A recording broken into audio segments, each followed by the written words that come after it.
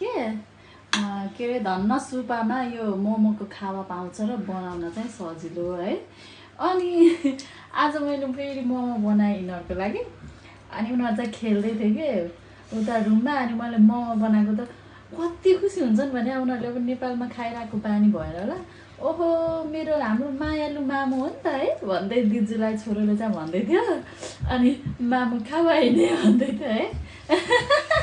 अनि हाम्रो मायालु मामु हो मामु खावाई भन्दै थियो। अनि यो बनाउन नि सजिलो है। म त के हो लटर पटर भ्याउँदैन काम गर्नलाई घरको।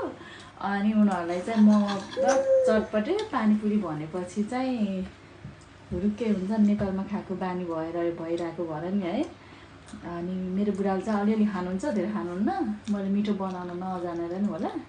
अनि उनीहरू चाहिँ आज मामुले ह्याप्पी भएछ मामुले बनाइदिएको मोमो कस्तो रहेछ मिठो भयो त? मिठो। मामुले पनि खाएको छैन। मैले चाहिँ यस्तै हो लटरबाट अलिअलि बनाएर दिएको खाँदैछन् क्या अहिले चाहिँ। मामु मायालु भइसक्दो रहेछ।